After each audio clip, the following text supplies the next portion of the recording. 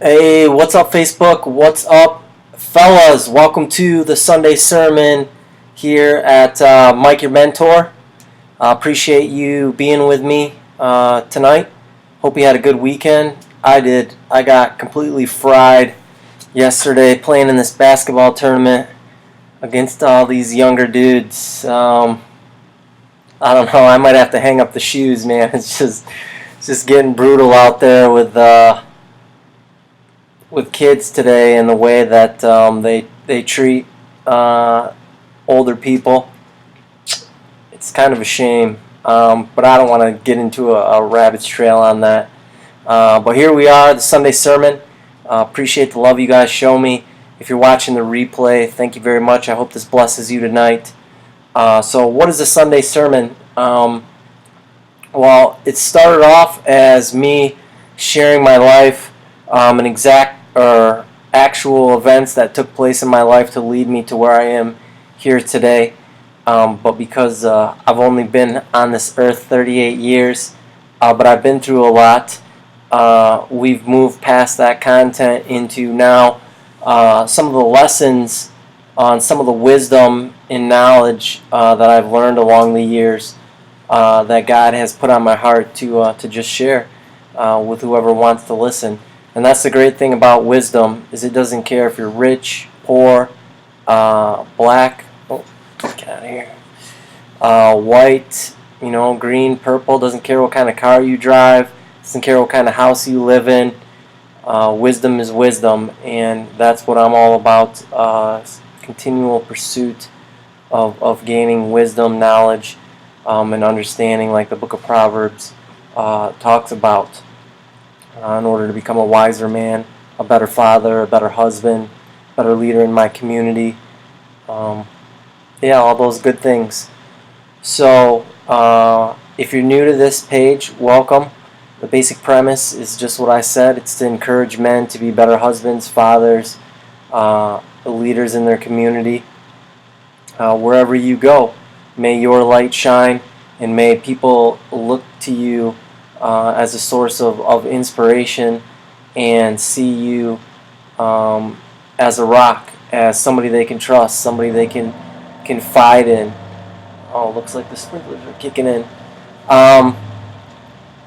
Because that's important, right? As men, for a lot of numerous reasons, manhood in today's day and age is so watered down, so disrespected. And rightfully so, some fault of ours as men in not stepping up to the challenge and the responsibilities that we've been given as men, and a lot of it comes to us, unfortunately. I think I'm saying that right. We take a lot of unnecessary heat because society's changing, but we can stop that, right? And we can fix that problem by looking at each of ourselves in the mirror every day when we wake up, and saying, today I'm going to make a difference for the people that are in my life, the people that I come into contact with, and I'm going to honor them by honoring my manhood and what comes along with that, which is what I talk about on this channel. So enough of that clunky introduction. Let's jump into tonight's content. I'm going to keep it kind of short and sweet, but I think you'll get a lot out of this. This is a good one tonight.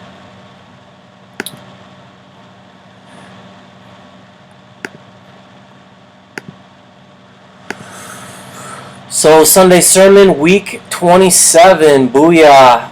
We're talking about natural resources, and on the screen here we have some diamonds. And the diamond, some say, is the most precious commodity that there is on earth. And it's interesting, diamonds, one, from the way that they're made, because they're made out of coal that comes under extreme pressure. If it's a natural diamond, right? Over, some say thousands, some say millions, depending on what your beliefs are about how old the earth is. All those years of pressure creates this rough diamond that the jeweler then takes and shapes and polishes up into this beautiful natural resource that we have. Another interesting fact that I never knew for a long time was how these companies that produce these diamonds,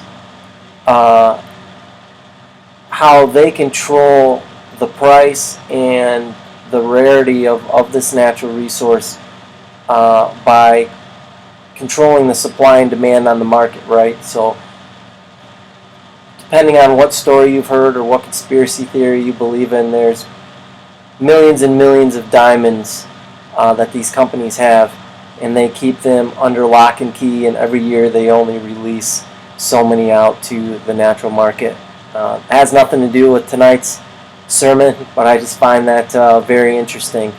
So speaking of diamonds, there was a book that was written by the founder of, I think it was Temple University, Russell Conwell, and it's called Acres of Diamonds.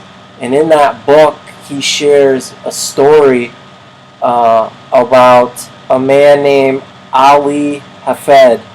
And Ali Hafed was a rich man, but what made him rich was his contentment. He was content with everything that he had, and he lived on a farm. Well, by economical, what am I trying to say? Why am I trying to use big words? Basically, the dude lived on a farm. He was content with what he had, and but he was poor, right? He didn't have a lot of money, but that was fine because he didn't feel like he needed a lot of money. Well, as the story goes, one day a priest visits him and tells him about these things called diamonds and how beautiful they are and how much money they're worth. And Ali Hafed goes to bed that night dreaming of diamonds and the immense amount of wealth that he could accumulate if he could just find these diamonds that the priest talked about. So the next morning he gets up and he sells everything he has. He sells his farm, his livestock, everything, and he goes out in search of finding diamonds. And for several years he travels the world trying to locate diamonds for him to dig up and buy. And after a very long journey of not finding diamonds, he commits suicide by throwing himself into the sea. Now, the irony of the story that Russell Conwell tells is that the man Ali Hafed sold his farm to is walking the land one day, and in the river that runs through the property he sees a sparkly object, and he goes into the river and picks this sparkly object up and discovers that it's a diamond. So that shock and excitement, the guy who bought the farm runs back and gets a shovel and comes back to the stream and starts digging. And lo and behold, to his surprise, he starts to find more diamonds. And the more he digs, the more diamonds he finds. And actually, once the discovery of diamonds on his property is found, he comes to learn that he's sitting on acres of diamonds. So, what is the moral of the story that Russell Conwell is trying to share with us? And as we transition into tonight's Sunday sermon, it's that, right, we all have these natural resources around us, but a lot of times we're too busy looking at what other people have. We're too busy wondering what else is out there for us. In the business world, they call that shiny object syndrome. So instead of focusing on what we have and making the most out of it, we look at what other people have or what we don't have, and we try to go and get those things and make that the purpose in life. So tonight I kind of want to just talk about a couple practical tips that will keep us grounded and help us really to take a look at the resources that God has given you, in hopes that you can realize that you have more at your disposal than you understand. So the first point is natural resources are all around us. We have to just be willing to look and change our perspective in order to see those. The man in the story, Ali Hafid, was sitting on those acres of diamonds, but he had one perspective, and that perspective is unbeknown to him, is that he didn't have diamonds right where he was at, or diamonds couldn't be found right where he was at. He had to somehow go out into the world to get these things, which wasn't true. And the second point is, it's our job to figure out how to turn these natural resources into the finished product. So here I've listed a couple of reference points for you to think about when thinking about the natural resources that you yourself have access to, right? So take inventory. What knowledge do you have that maybe others don't, right? What have you learned in your life that others might find valuable? And that could be a lot of things, from simple organizational skills to overcoming obstacles, to more technical skills. And that brings us to the second point, because those two kind of run together, right? Knowledge can be learned information, and then skills can be that information put into practice. What skills do you have that currently you're not using, or you're not accounting for, or maybe you're underestimating them and not giving them the respect or the value that you should. What talents do you possess? What natural talents, what gifts has God given you as a person that other people don't have? Maybe you're an artist. Maybe you're like my uncle and you're just mechanically inclined and you can take anything apart and put it back together. What things are you overlooking that you've been given because you're seeing these other things that other people have, and you're saying, man, I wish I had that. I wish I could dunk a basketball. I wish I could be a LeBron James. I wish I could be a Bill Gates or a Warren Buffett. And maybe you've got the tangibles to be able to be like those people. But the whole point is that we all have these things, these natural resources that we discredit and we overlook, instead of really focusing on what we have instead of what we don't have. So, another thing is, what connections do you have? What people do you know in your sphere of influence that could help you, that could bring you along? What disciplines do you have that could be beneficial? Maybe you're really good at working out, right, and keeping your body in tone and living a healthy lifestyle, and you're super disciplined about that. Maybe you're super disciplined with your time, and and account for every day or every minute of the day, and you can stay on task where other people struggle to do that, and you know how to eliminate distraction from life. Maybe you've struggled with a lot of things throughout your life, addiction, and overcome those things, and you can be a mentor or a voice to people who are currently in that struggle, looking to overcome it. And what victories have you experienced in your life? What things have you overcome that maybe you need to speak up about, maybe you need to share with people, because it would make a difference. And that's kind of my own story and the stuff that I've been through in my life, and I was quiet publicly for so long about that. I didn't have a problem sharing it in private, one-on-one, but just being able to share my story over the last 6 months or so just seeing how it's affected people all across the world and so many different countries is incredible. In how, in a way, selfish that was of me by not sharing that to inspire or to help other people realize that whatever they're going through, there is something on the other side of that, and there is lessons that can be taken from going through hard times. And so next, whatever natural resources you've been given or you have access to, it's our responsibility to do the research, right? To figure those out, to take inventory. And then it's our responsibility to learn the skills that go along with those natural resources and refine those gifts and build those gifts. There's two schools of thoughts out there. One is play to your strengths, and one is focus all your time and energy on your weaknesses. Honestly, I don't know which one is true. My suggestion to you would be to ask God what He wants you to do.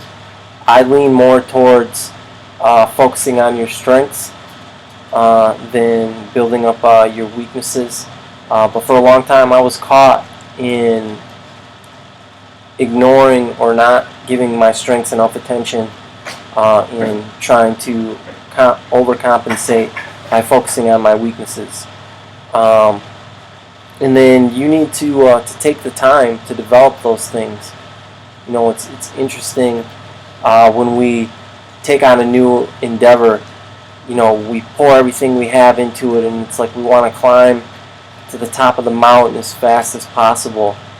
But if you've heard any stories of anybody doing something extremely great in their life, they talk about, a lot of these athletes, for example, they talk about how they put everything into accomplishing this one thing, winning this championship, and then once they got that championship, they felt void, right? They're like, well, wow, that's it? Like, there's what else is there? What can I do? What can I do next? So enjoy the journey.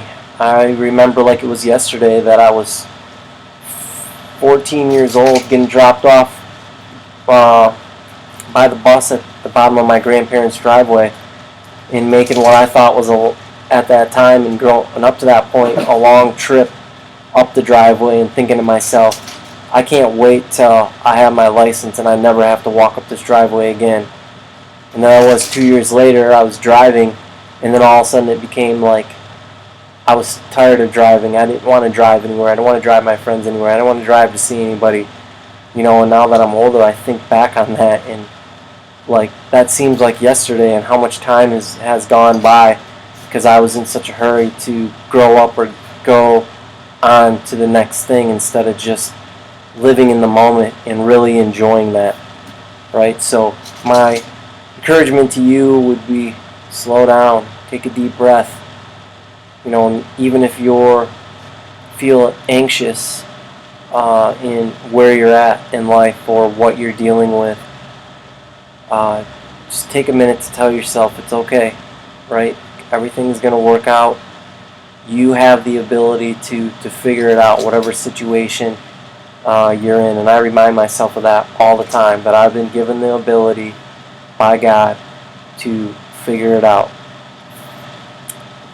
And then I think this might be the last one is, when it comes to natural resources or acquiring new skills or things that you need to develop those natural resources, you can either learn it yourself or you can find someone who has done it before and learn from them. And I don't think that there's a bad way to go either way. Things that I'm really super passionate about, I take both approaches. I try to learn them myself because I just like to be self-sufficient. And then there's times where, I seek out mentors to teach me things and help me refine those skills.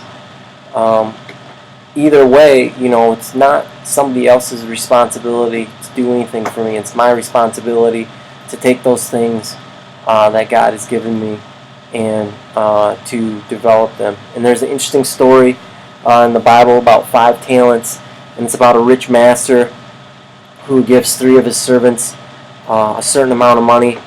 I want to say it's 1, 5, and 7 talents, or maybe it's 5, 10, and 15. The number, for the purposes of tonight, doesn't have any significance. But he gives these 3 servants all a different amount of money. The first guy takes the amount of money, and he's basically scared to lose it, so he digs a hole and puts it in the ground. The second and third guy, they go out and they do something with the money, and they make a profit on the money. And then the master comes back and asks the servants to give him an account. And the guys who made money come forth and they say, hey, you gave us this money, we went out and did something with it, and this is what we were able to do with it. And the guy who was scared, he took the money, or he told the master, hey, I was scared, I didn't want to lose your money, so rather than lose your money, I just buried it and didn't do anything with it. And then the master scorned him for that. And there's a whole bunch of different beliefs and theories as to why the master scorned him. For tonight's purposes, I would say to you that the master scorned him because he was given something. And even though in some ways we can put ourselves in his shoes and not want to waste waste those talents, right? He was scorned because he didn't go out and take a chance and try to do something with it. And maybe if he would have went out and wasted it and not had anything to show for it, maybe he still would have got scorned. Or maybe just the opposite would have happened and the master still would have applauded him for trying to do something with what he was given. So regardless, the lesson is we've all been given talents, and we have a responsibility to try to do something with those. And then this is the last point. Either way, you need to make it happen, not somebody else. You. So I want to encourage you tonight. Oh, I had one more slide. Look at that. Yeah, this is it. All right, take a look at this. This is good. This is where it all comes together. Check this out. You could live in a forest with more trees than you could ever need.